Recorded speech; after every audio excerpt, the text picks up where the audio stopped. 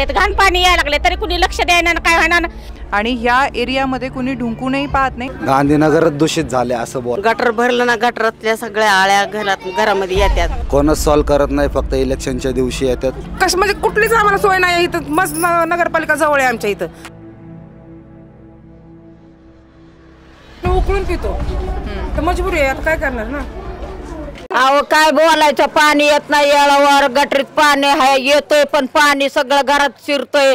एवढा मोठा नुसता हावदिवानी घाण पाणी गटरीतला घरात जातोय. पाणी येळावर येत नाही, 2-2, 3-3 दिवस येत नाही. गटर काढणार येत नाही. सगळं इथं असं किडे माडे आमच्या घरात चाललेले. जरा ती व्यवस्थित करा, गरीब लोकांना लेकरं बाळ आहे ती. उद्याच्याला कमी जास्त होईल, आम्ही कुठनं पैसे आणायचं, काय करायचं. गटरवाल्याची इथं कंप्लेंट करायला गेलं की म्हणतात की आम्ही येतोय जावा म्हणतात. एवढं मोठं पाणी येतोय घरात, उपसून काढतोय आम्ही. येळावर येत नाही, येळावर हे करत नाही, पाणी बी येळावर येत नाही. पाणी नाही सपक, आणि त्या पाण्याला चवच नाहीये कसलीच, आणि एकदम घाण वास पण येतोय.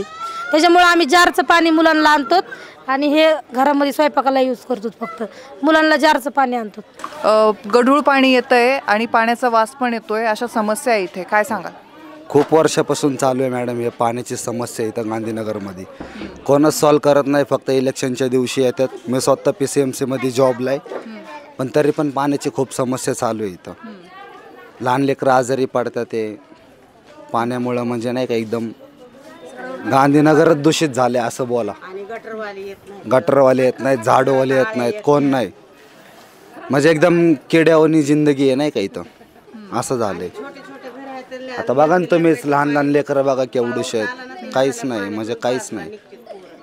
इकडे कोणी अधिकारी वगैरे महानगरपालिकेचे सर्वे वगैरे साठी जे महिला येतात बालवाडीच्या वगैरे त्या तर येतात कधीतरी महानगरपालिकेच्या, फक्त विचारतात घरात किती जण राहतात काय, आणि त्यानंतर दिसत पण नाहीत, काय नाहीत.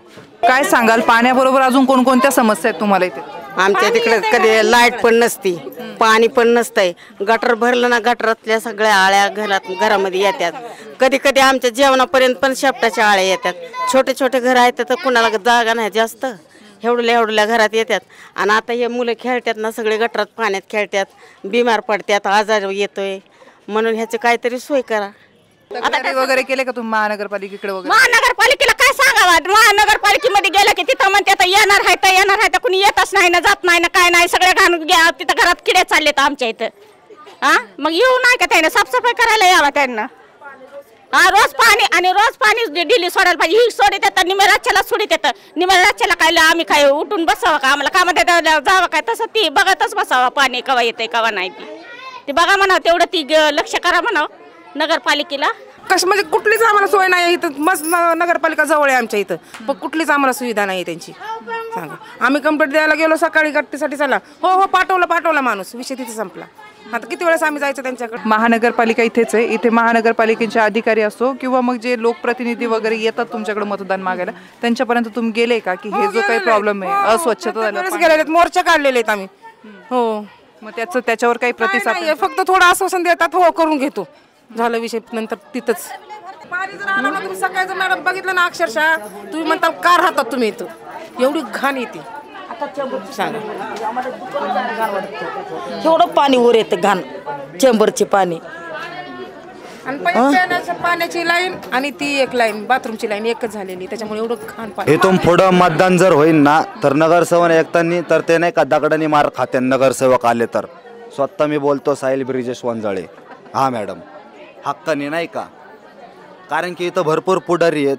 ते फक्त जर समजा नाही का काही कार्यक्रम असत्यान तर त्यातून त्यांना काही पैसे निघत्यान, तर ते फक्त तेवढ्या पुरतं त्यांच्या पुरतं बघत्यान. पण एवढं पब्लिकचं कोण नाही बघणार.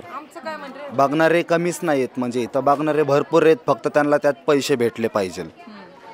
पैसे नसत्यान तर कोण नाही बघत नाही का. फक्त तेवढी एक पाण्याची समस्याच मिटवा सरकारला, एवढीच एक मान्यता आहे. गांधीनगरच्या भागामध्ये आपण होतो, इथे पाण्याचा प्रश्न तर आहेच, सोबतच ज्या काही अस्वच्छता आहे, ड्रेनेजचा प्रॉब्लेम आहे.